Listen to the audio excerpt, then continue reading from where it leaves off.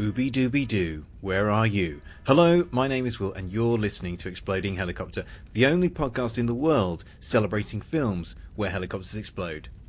Now, Stephen King is one of the most successful authors of the last 50 years. Inevitably, given the popularity of his work, it wasn't long before Hollywood came calling, hungry to turn his stories into films. These big screen adaptations have proved just as popular as King's novels, with films like The Shining, Carrie and The Shawshank Redemption seen now as much loved popular classics. However, on this show we're looking at one of the bespectacled book writer's lesser known adaptations, 2003's Dreamcatcher. To help me review the film is a returning guest. He's been stuck on the toilet seat chewing a toothpick, just waiting for me to invite him back. It's Nick Rehack from French Toast Sunday. How you doing, Nick?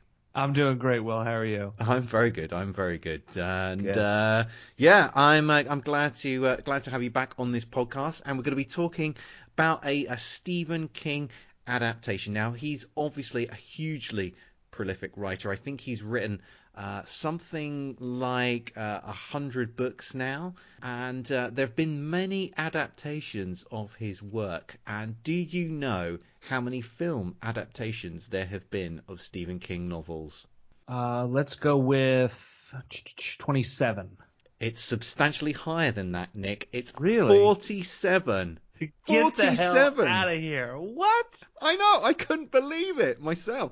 I mean, I thought it was going to be a pretty big number because, I mean, the guy's written a lot of books and, well, there just are a lot of Stephen King films out there. But I was stunned by quite how many adaptations there have been. And obviously some of his novels now are being, have now been adapted multiple times because, he's been around for so long.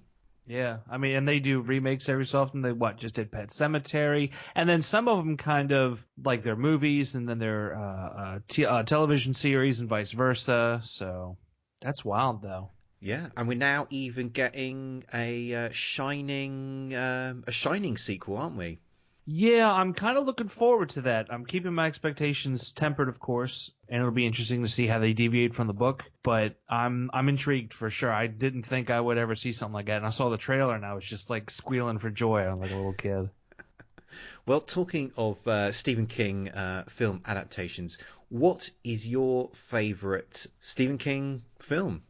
I hate to be real basic here, but it's The Shining. I don't know what it is. The last 3 years, I've become absolutely obsessed with that film. They recently released it on 4K Blu-ray, picked it up day one, and the local theater was doing 2 showings of the 4K restoration, and I went to both. One was on a Thursday, and then one was like 5 days later on a Tuesday.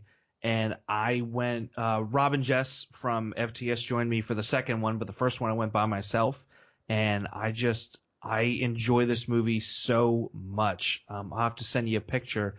I recently picked up a original one sheet of the film from the 80, and it was weird because most movie posters 27 by 40. This was 27 by 41, so I had to get a custom frame for it. My fiance helped me pick it out, and it is so gorgeous looking. And I also have the soundtrack on vinyl. They only ever pressed it once. I had to actually get an Italian pressing. But it's so good. I'm obsessed. What is it about? I don't understand why. Yeah, what is it about the film that you love so much? It's just this feeling of dread. You get the sense of dread the entire time, no matter where you are. Like even the score, like in the beginning when, Danny's hanging up by the sink and he's playing with the water after he brushes his teeth. Before the scene even starts, before he gets any visions from Tony, it's just immediately there's this score. And you're just like, why do I feel this way? I don't know if they're hitting a note. I don't know what it is. And just the way Kubrick like just slowly zooms in on things, you're just like something's about to happen at any second. I've seen the film countless times, and I'm still like in anticipation of when certain moments are going to happen. I'm like, oh, it's coming. And then when it does, like there's this weird relief, but there's still terror there because of what's going on.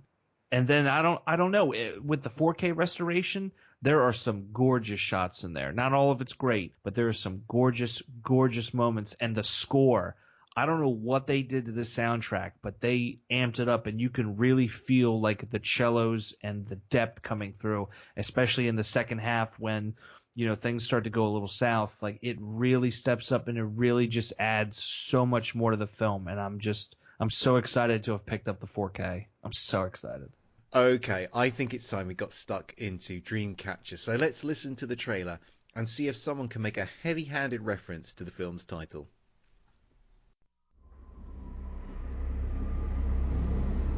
Here's the Duddits.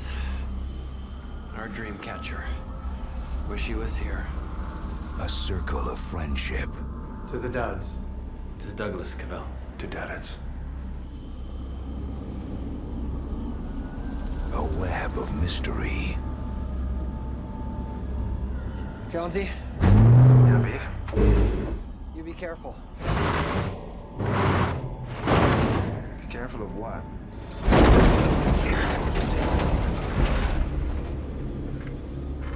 A pattern of fear. And where are they all going? It's not where they're going that worries me. It's what are they running away from? Form the design of an alien invasion.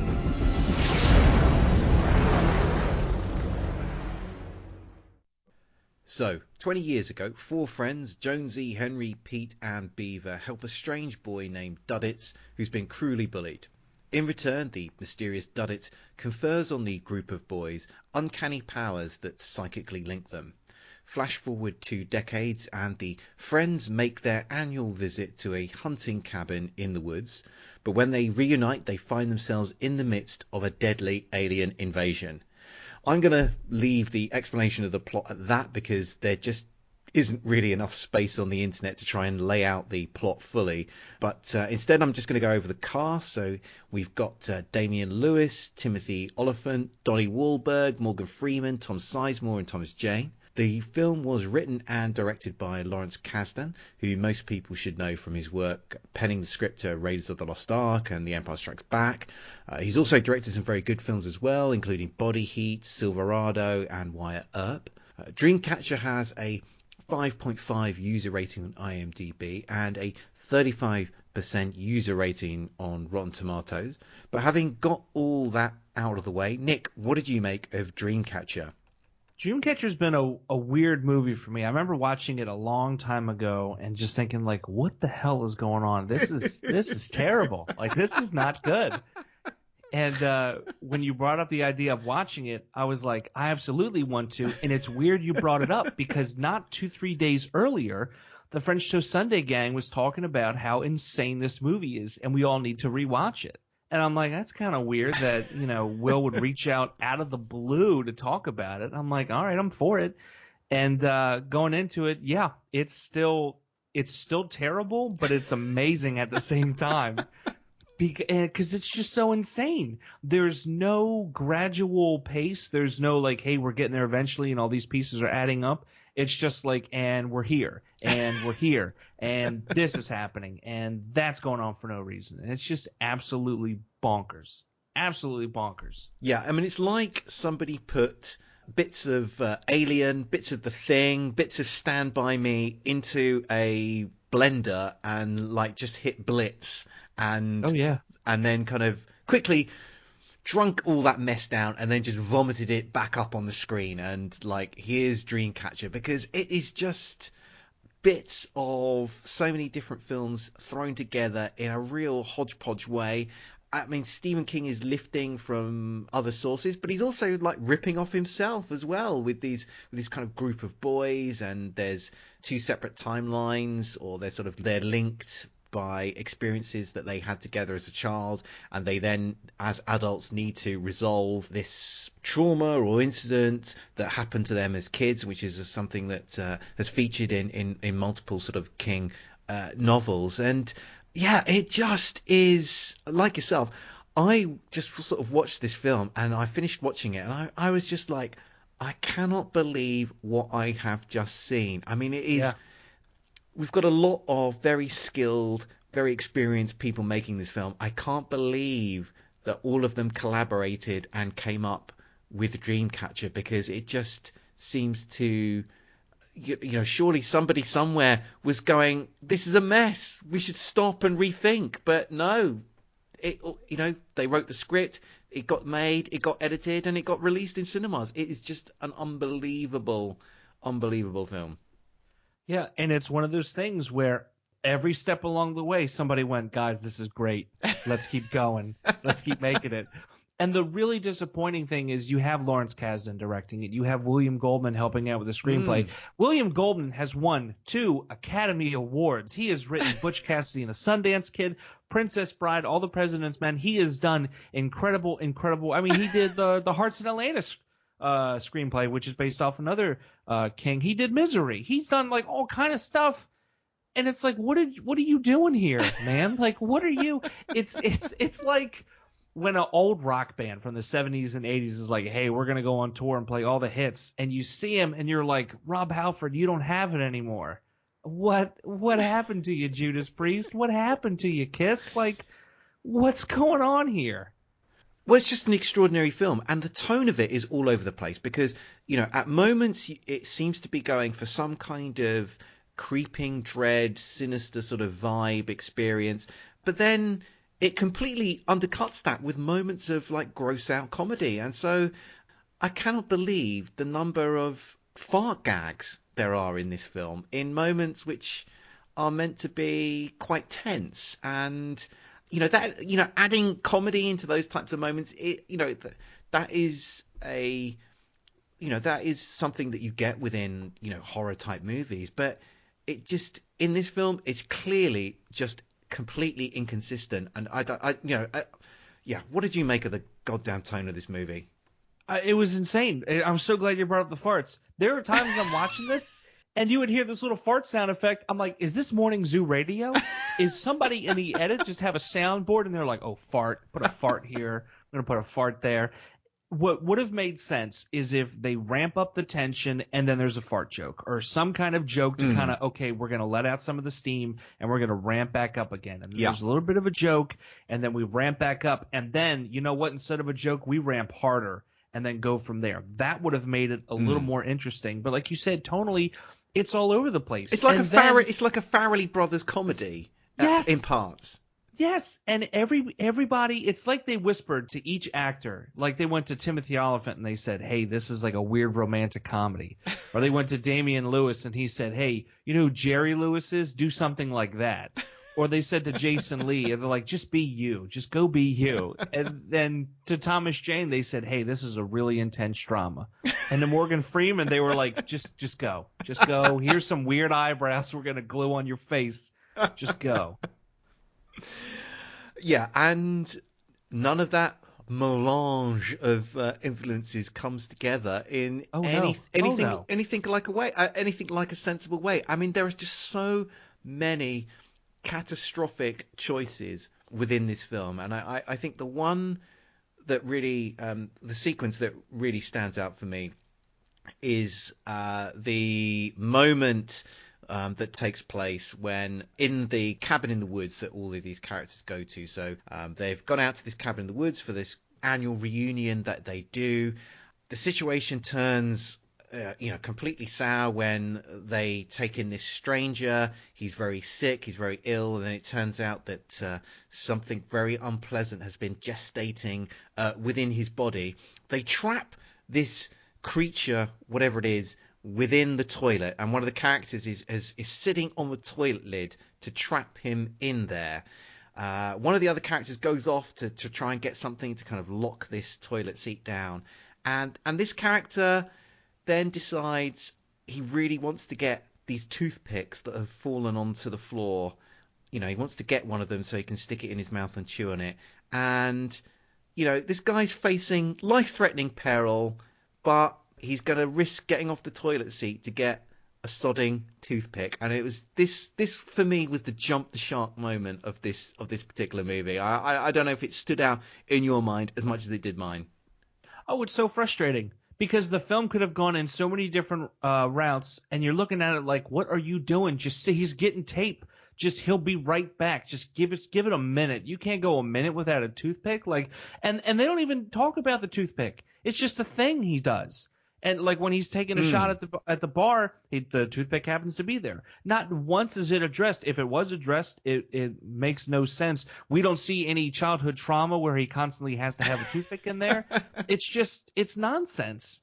It would make more sense if, he had some sort of medical condition, and because of this incredibly stressful situation he was in, he was like, oh my God, I can feel my angina coming on again. I really need my tablets, and there they are down on the floor. And you can understand why he might then, in that scenario, risk, okay, I'm going to try and get my tablets whilst trying to keep this toilet lid down. But no, toothpicks. I mean, why does he need them that badly that he's going to risk his own goddamn life and everyone else's life to try and get these toothpicks? Yeah, what the hell's going on with that? And then later on, a very similar thing happens when they're trying to light a match. All of a sudden, magically, all the matches fall from their hand in slow motion, and they got to scramble to get one. It blows my mind because sometimes they have this, I don't even know what it is. It's like some of them have shining light, some of them have shining extra, but they're all able to see these things and know what's going on, but they can't figure out like, oh, I'm going to get on this toilet instead because you're going to with a toothpick, or I'm going to do this instead because I know that's going to happen. Like, what are they, the abilities and powers that they have? It's very just whenever it's convenient to the plot or whenever it's inconvenient to, make something scary happen and move it along. It's just much like the tone. It's just all over the place. We don't know what works for them, what doesn't work for them. We just know that, hey, it's a thing they can do. And it's frustrating. It's all across the board. It's frustrating. Yes, because so many aspects of this film just don't make sense. So you've got this group of friends, and they fall in with this kid called Duddits, who they befriend as youngsters, and he confers on them these abilities, these special powers that allow them to read other people's minds. And I guess it's really a product of the fact that this is a film and they need to keep the runtime down. But the fact that, we see all this take place in flashback, but we don't see the kids react in any way to suddenly having these powers. They don't react in any way to sort of, okay, this Duddits kid, we just thought he was a normal kid.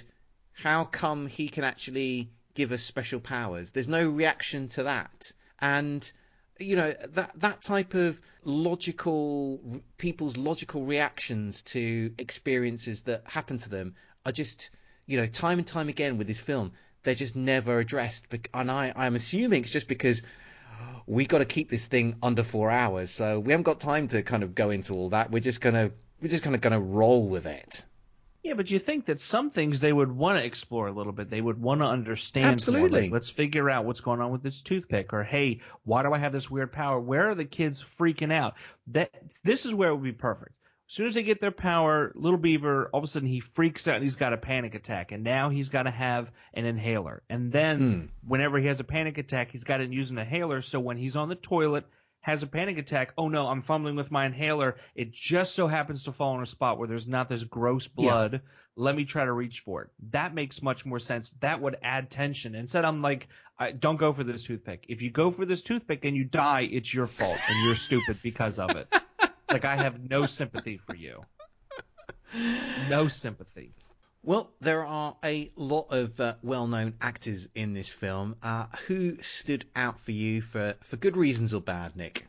I think what caught me off guard is I forgot that Timothy Olyphant was in this film. I remember Damian Lewis. I remember Donnie Wahlberg. I don't remember Morgan Freeman, but he's just kind of like there. He doesn't even feel like Morgan Freeman to me. He just feels like you could have put any actor in that role and it still would have been, unmemorable. But I don't know what it is about. Apart from the eyebrows. Yeah, I forgot about that. It's like he was like an owl. He was like, you ever see what an owl looks like? Like, of course, Mr. Freeman. That's what I want on my face. Like, you want a beak? No, those eyebrows. I'd love to know where that came from. Whether, Morgan Freeman went to Lawrence Kasdan and just said, you know what, I've really got inside this character, and I feel what I really need to bring this person to life is really massive bushy eyebrows that look a bit like an owl, or whether that was Lawrence Kasdan who just thought, I see this character in my mind's eye, and this is what he looks like, and I need you to wear these things. I need you to trust me as a director, as a respected screenwriter. I need you to trust me and put these on and just go with it. Or maybe just weirdly enough, it was like a big part of that character. Like part of his like defining trait was, you know, these eyebrows, and they were like, yeah, let's go with this. Of all the things to not take out, let's let this be one of them. But Timothy Olyphant really caught me off guard because he's got this, and I don't know how else to say it, and I don't mean to be disrespectful to the guy because I absolutely love him in Deadwood, but he's just got this stupid look on his face the entire time. This just, I'm dead behind the eyes kind of smile, like, oh, I'm so happy to be here. And he just goes through it like there's no emotion when like anything happens. It's just like, are you trying or are you just cashing a paycheck? Because this feels like a paycheck movie to me. Yeah, I think actually you put your finger on it at the beginning when you just sort of said, when you sort of described that it was almost like somebody had given different motivations to the different actors that told them they were in completely different films, because none of them they don't gel as a cohesive whole at all. Nope. I don't think Damian Lewis is particularly good in this film, although there are some moments actually where I think he is very good and where he sells some of the frankly bonkers stuff that is in this film. So there's a moment which makes absolutely no sense where the aliens take possession of Damian Lewis's body, but there is some idea that he is still actually within the character himself. He hasn't been completely taken over. He's just sort of trapped within himself whilst the alien sort of takes over his body. And you sort of, but then there are these confusing moments where you sort of see, I mean, it doesn't even make sense. I'm struggling even to try and describe it, but it's bizarre, right? Yeah, there's this moment where Damian Lewis sort of flicks between alien Damian Lewis and complete psycho Damian Lewis. It doesn't make any sense because there's a third Damian Lewis, which is the true Damian Lewis. He's trapped inside this memory library. But at least Damian Lewis is, at least to the viewer, there are three distinct Damian Lewises. The fact that the film doesn't explain why there are three distinct Damian Lewises is not Damian Lewis's fault. He does what is in the script. He delivers what's on the page. He makes it very clear that there are three of them, and he does a great job of showing the differences between the three. But the film sadly doesn't help him out by actually justifying any of that. So I think he actually does some good stuff in this film, although it doesn't add up to a great performance. But he at least, tries to help out Lawrence Kasdan with this dog's breakfast of a script that he's come up with. A dog's breakfast. Oh my goodness, I've never heard of that before. Oh, I'm going to use that though. I'm going to use that so much. I want you to know right now I'm taking that phrase and I'm going to use it. I think we're going to take a quick break, and when we come back, we're going to be looking at the exploding helicopter action.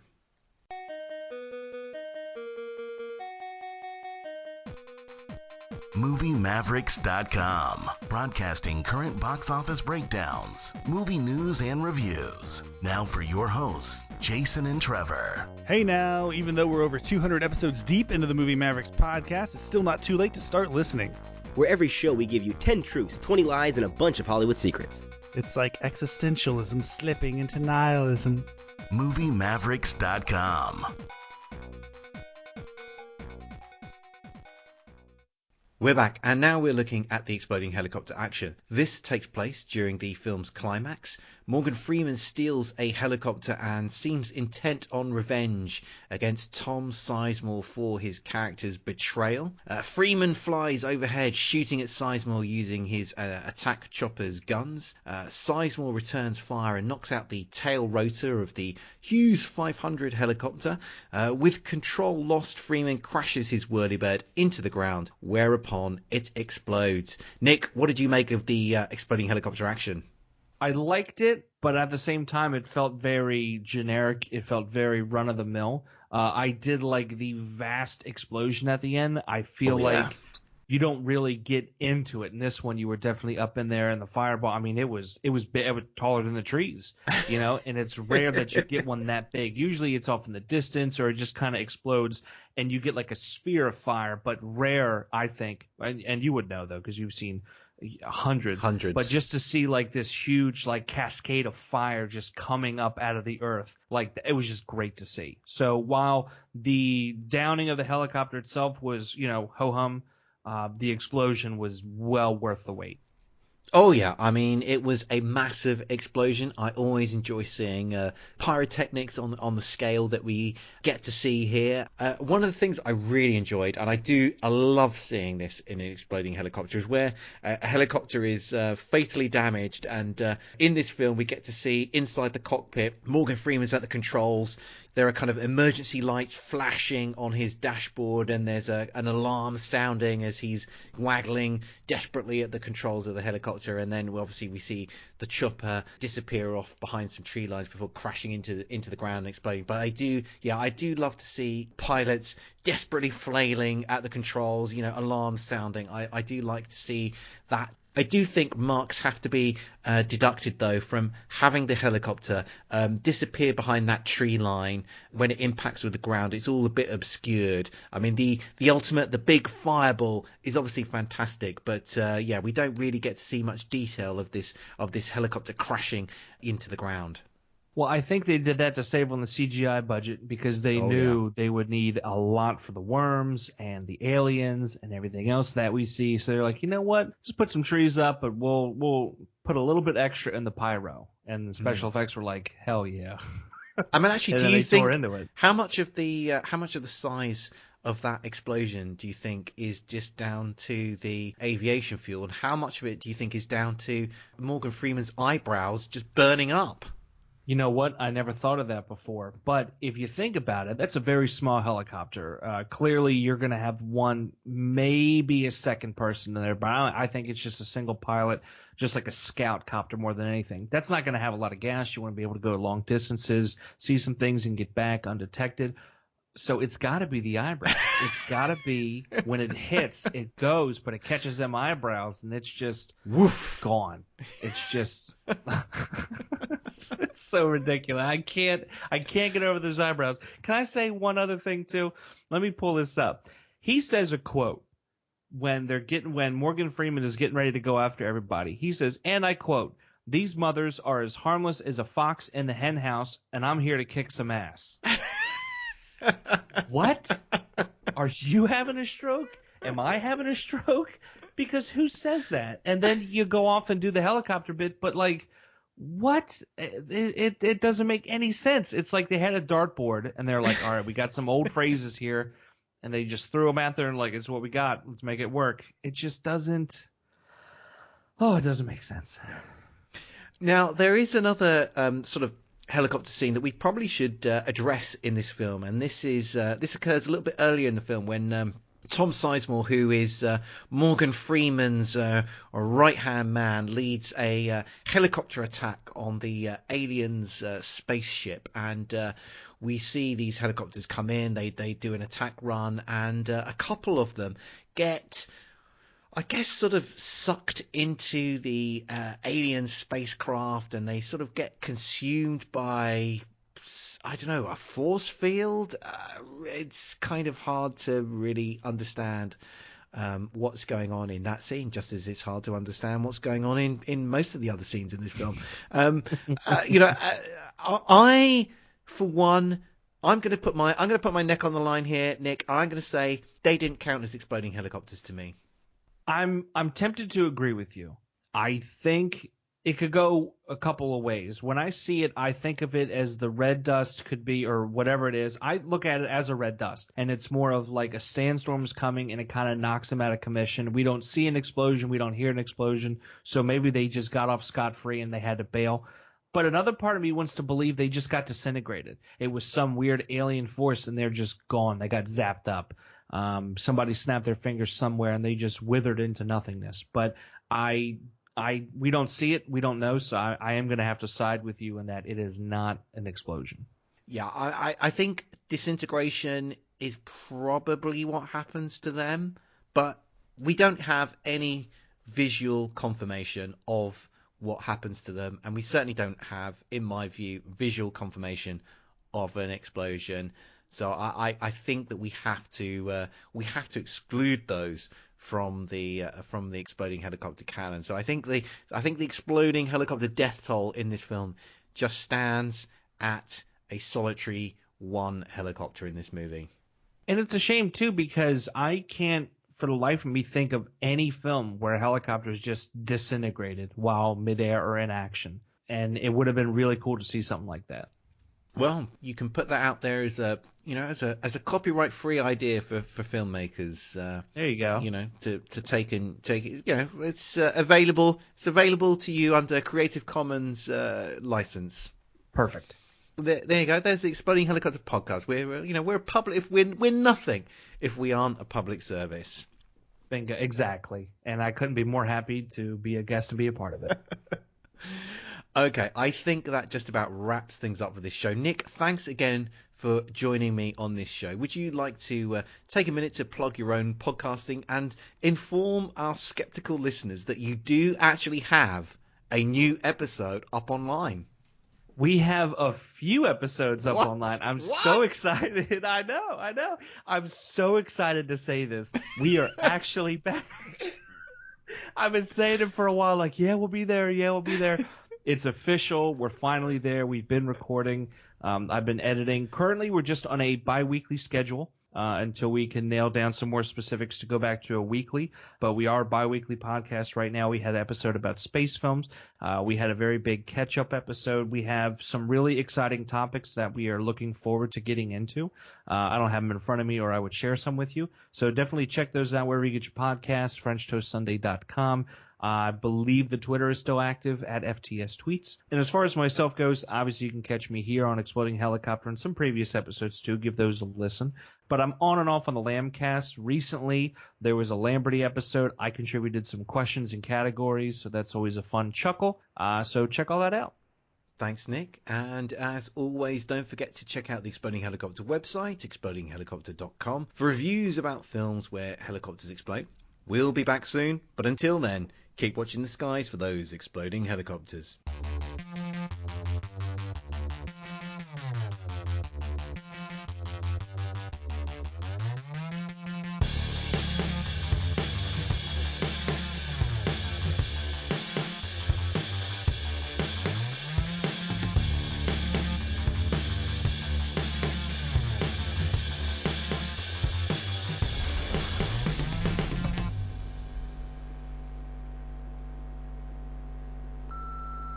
This podcast is a proud member of the Lamb Podcasting Network. Find the network at largeassmovieblogs.com.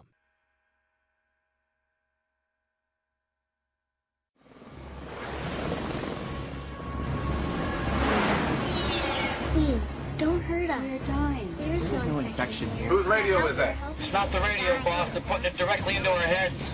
We are helpless. There it is, gentlemen. We are dying. There is no infection here. Directly into our heads. Please, don't hurt us. This gives you an idea of what we're up against. Don't hurt us. There's no We're infection. helpless. Now, if anybody's thinking why those poor, helpless little folk, all naked and unarmed beside their crashed intergalactic Winnebago, What kind of a dog, what kind of a monster could hear that heartbreak and go in just the same? Well, I'm that dog. I'm that monster. We are helpless. We are dying. these mothers are as harmless as a fox in a hen house, and I'm here to kick some ass. Are you with me? Yes, boss. Roger that, boss. Right on.